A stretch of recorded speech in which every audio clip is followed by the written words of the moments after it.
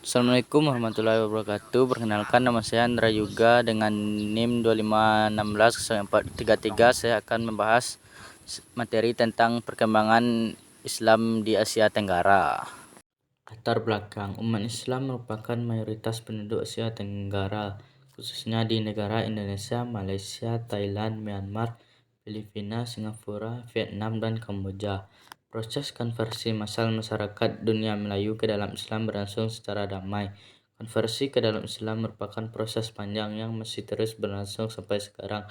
Di Asia Tenggara, Islam merupakan kekuatan sosial yang patut diperhitungkan, karena hampir seluruh negara yang ada di Asia Tenggara penduduknya mayoritas ataupun minoritas memeluk agama Islam.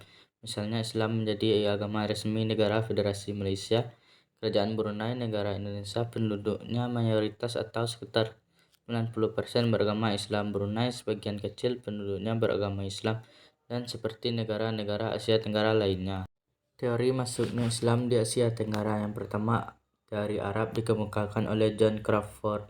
Menurutnya, Islam datang dari Arab melalui pedagang Arab. Ada juga pedagang Arab yang menikah dengan wanita setempat dan menyebarkan Islam. Yang kedua, teori Cina dikemukakan oleh E.G. Erwada dan S.K. Fatmi. Menurut Erwada, Canton pernah menjadi pusat perdagangan bagi para pedagang Arab hingga pedagang Cina memeluk Islam. Yang ketiga, India. Teori India dikemukakan oleh S. Horgan. Menurutnya, Islam datang dari Gujarat atau India dan pantai Coromandel di semenanjung India karena banyak budaya unsur India di Asia Tenggara. Sejarah masuknya Islam di Indonesia. Wilayah Barat Nusantara dan sekitar Malaka sejak masa kuno merupakan wilayah yang menarik perhatian, terutama karena hasil bumi yang dijual menarik bagi para pedagang dan menjadi daerah lintasan penting antara Cina dan India. Bersamaan dengan itu, datang para pedagang yang berasal dari Timur Tengah.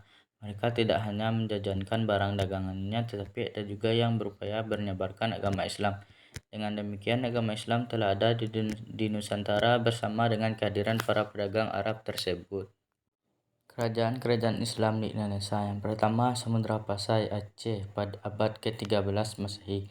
Kerajaan Islam pertama di Indonesia. Yang kedua, Kesultanan Malaka, pusat perdagangan dan penyebaran Islam di Asia Tenggara.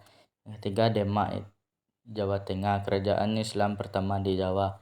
Yang keempat, Banten, Mataram Islam, Ternate, Tidore, dan Gawatalo yang ada di Makassar. Perluas pengaruh Islam di Nusantara. Yang kedua, Malaysia. Proses masuknya Islam di Malaysia. Pertama adalah sejarah masuknya Islam di Malaysia tidak terlepas dari peran kerajaan-kerajaan Melayu jauh sebelum datangnya Inggris di kawasan tersebut. Sebab kerajaan-kerajaan di Malaysia dalam sejarahnya dikenal sebagai kerajaan Islam dan oleh pedagang Gujarat. Keberadaan kerajaan tersebut dimanfaatkan untuk mendakwahkan Islam ke Malaysia pada sekitar abad ke-9. Asal-usul masuknya Islam ke Malaysia sebagaimana dikemukakan Aziumardi Azra datang dari India, yakni Gujarat dan Malabar. Sejak sebelum Islam datang ke wilayah Asia Tenggara, Malaysia berada di jalur perdagangan dunia yang menghubungkan kawasan-kawasan Arab dan India dengan wilayah Cina dan dijadikan tempat persinggahan sekaligus pusat perdagangan yang amat penting. Maka tidak heran jika wilayah ini juga menjadi pusat bertemunya berbagai keyakinan dan agama yang berinteraksi secara kompleks. Perkembangan Islam di Malaysia. Aziumardi Azra menyatakan bahwa tempat asalnya datangnya Islam ke Asia Tenggara termasuk di Malaysia. Sedikitnya ada tiga teori. Pertama, teori yang menyatakan bahwa Islam datang langsung dari Arab. Kedua, Islam datang dari India, yakni Gujarat dan Malabar. Ketiga, Islam datang dari Bengali, kini Bangladesh. Dua, mengenai pola penerimaan Islam di Nusantara termasuk Malaysia, kita dapat merujuk pada pernyataan Ahmad Hamsewang bahwa penerimaan Islam pada beberapa tempat di Nusantara perlihatkan dua pola yang berbeda. Yang pertama, Islam diterima lebih dahulu oleh masyarakat lapisan bawah, kemudian berkembang dan diterima oleh masyarakat lapisan atas atau elit penguasa kerajaan.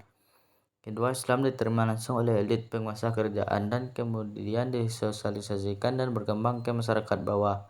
Pola pertama biasanya disebut bottom up dan pola kedua disebut top down. Pola ini menyebabkan Islam berkembang pesat sampai pada saat sekarang di Malaysia. Yang ketiga, sejarah perkembangan Islam di Brunei Darussalam. Islam mulai berkembang dengan pesat di Kesultanan Brunei sejak Syarif Ali diangkat menjadi Sultan ketiga Brunei pada tahun 1425. Sultan Syarif Ali adalah seorang ahli bait dari keturunan cucu Rasulullah Shallallahu Alaihi Wasallam, Hasan, sebagaimana tercantum dalam batu tarsilah atau prasasti dari abad ke-18 Masehi yang terdapat di Bandar Sri Begawan, ibu kota Brunei Darussalam. Selanjutnya, agama Islam di Brunei Darussalam terus berkembang pesat sejak Melaka yang dikenal sebagai pusat penyebaran dan kebudayaan Islam jatuh ke tangan Portugis pada tahun 1511. Maksudnya para ahli agama membuat perkembangan Islam semakin cepat menyebar ke masyarakat Brunei Darussalam. Kemajuan dan perkembangan Islam semakin nyata pada masa pemerintahan Sultan Bolkiah, Sultan kelima, yang wilayahnya meliputi Suluk, Selandung, Kepulauan Sulu, Kepulauan Balabah, Pulau Banggi, Pulau Balambangan, Matanami, dan utara Pulau Palawan. Di masa Sultan Hasan ke-9, masyarakat Muslim Brunei memiliki institusi pemerintahan agama pada saat itu dianggap memiliki peran penting dalam membantu negara Brunei ke arah kesejahteraan. Pada saat pemerintahan Sultan Hasan ini, undang-undang Islam yaitu hukum kanun terdiri atas 46 pasal dan 6 bagian diperkuat sebagai undang-undang dasar negara. Pada tahun 1888 sampai 1983, Brunei berada di bawah kekuasaan Inggris. Brunei merdeka sebagai negara Islam di bawah pimpinan Sultan ke-29 yaitu Sultan Hassanal Bolkiah Muizzuddin Wahdaullah. Setelah memproklamasikan kemerdekaan pada 31 Desember 1903, gelar Muizzuddin Wahdaullah Penata Agama dan Negara menunjukkan ciri keislaman yang selalu melekat pada setiap raja dan yang memerintah. Pada tahun 1839, James Brooke dari Inggris datang ke Sarawak dan menjadi raja di sana serta menyerang Brunei sehingga Brunei kehilangan kekuatan atas Sarawak. Pada tanggal 19 September 1846, Pulau Labuan dan sekitar diserahkan kepada James Brooke. Sedikit demi sedikit wilayah Brunei jatuh ke tangan Inggris melalui perusahaan-perusahaan dagang dan pemerintahan sampai dengan wilayah Brunei kelak berdiri sendiri di bawah protektorat Inggris di tahun 1984. Brunei merdeka sebagai negara Islam di bawah pimpinan Sultan ke-29 yakni Sultan Hassanal Bolkiah Muizzuddin Wahdaullah. Berbeda dengan negara Indonesia yang menjuluki kepala negaranya dengan presiden, negara Brunei menjuluki kepala negara dengan panggilan resmi Sultan. Setelah merdeka, Brunei menjadi sebuah negara Melayu Islam beraja.